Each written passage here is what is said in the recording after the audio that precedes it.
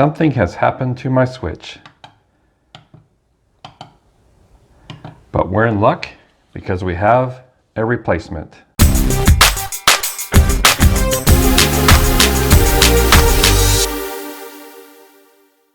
All right, let's unbox this thing in the air first.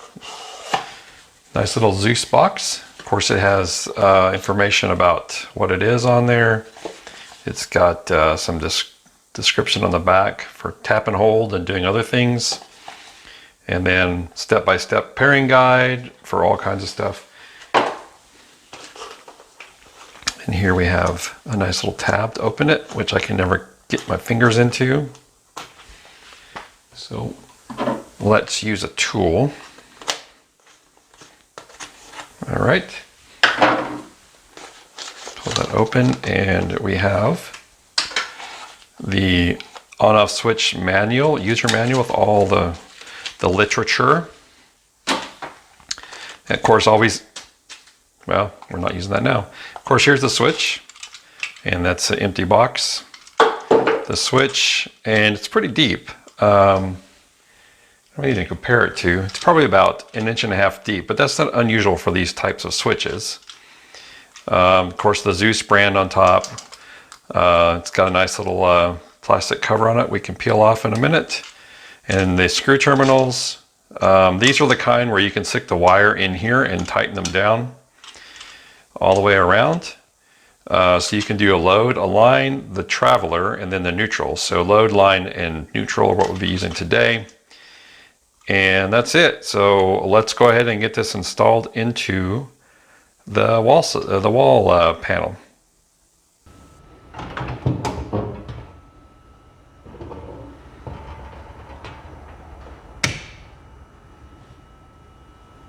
All right, I've verified that the power is off, so we're gonna make sure the power is off. We'll go ahead and take the cover off here.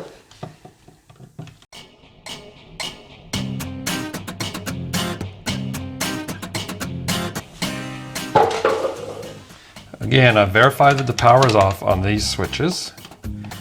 Definitely want to do that.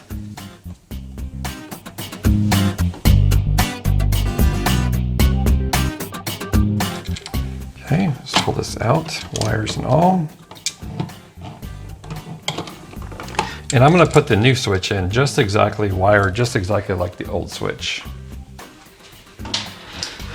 So I'm going to remove a wire at a time. Now this is a GE switch, and you can kind of see here that the size is pretty close. In fact, almost exact. So in terms of, well, let's hope that didn't destroy that.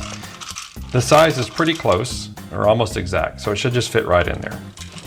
So we're going to start just taking off these here.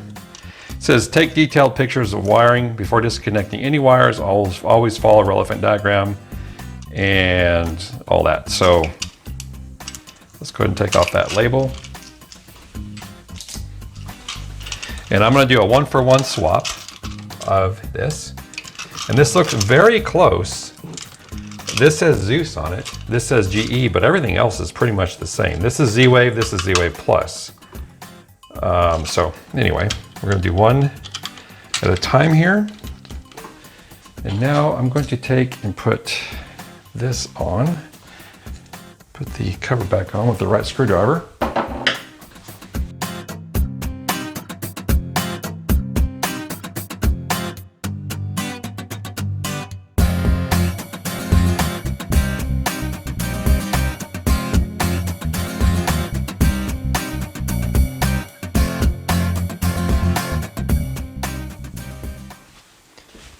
Okay, so the power is back on and we can see a little blue light. You can barely see that here.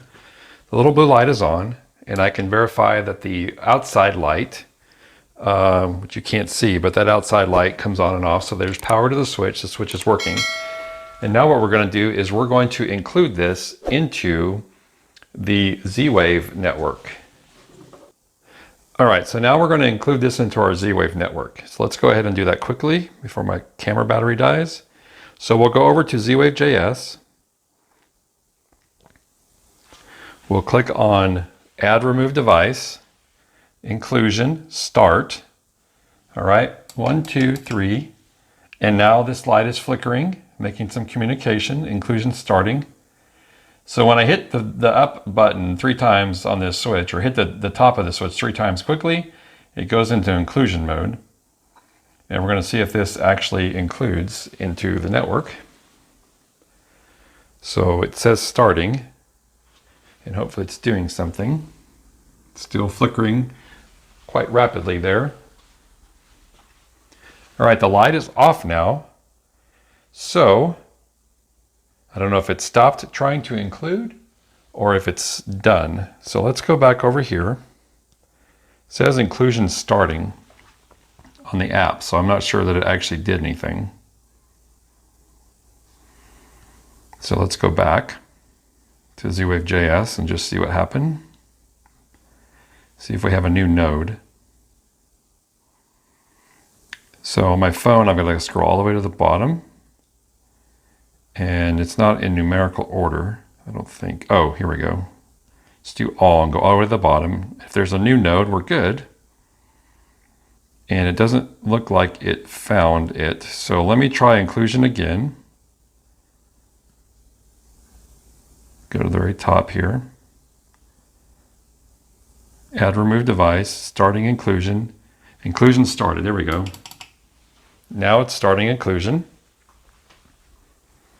And I see the light flickering on the switch. So hopefully it will pick it up.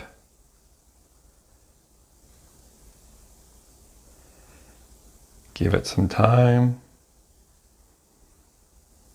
We can do it.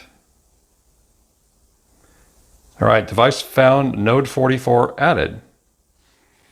And I don't need to start it again. I don't know why I did that. All right, so if I go back to Node.js now, or Z-Wave JS, and I look at all my nodes, 44, here's 44. And if I click on it, it will hopefully let me, it is an on-off switch. All right, so there's some settings I can do. What I'm trying to do here is actually turn the switch on and off. So it doesn't yet know it as a switch. So we will come back to that here. There it is, binary switch. So now I can turn it on and off. And I hear it clicking. I don't know if you can hear it clicking, but you can see the light on there. Maybe. Let me turn this off. There's the little blue light. Now it's on, and the light goes off. I'm going to reverse that in the settings and turn it back on. All right, so now we've installed a light and we've added it to our Z-Wave network. So let's go now to the computer and let's go set up our device into our automations and everything else. Okay, now that we have the new switch included in our Z-Wave network, we're going to add it into the rest of our stuff. Now you can see here that I already have the front porch switch. Clicking on it doesn't do anything because that's the old GE switch. So I'm going to try to make this easy on myself. I'm going to go into configuration, integrations. I'm going to find my Z-Wave JS. I've got 28 devices here. One of them is called Front Porch Lights JS.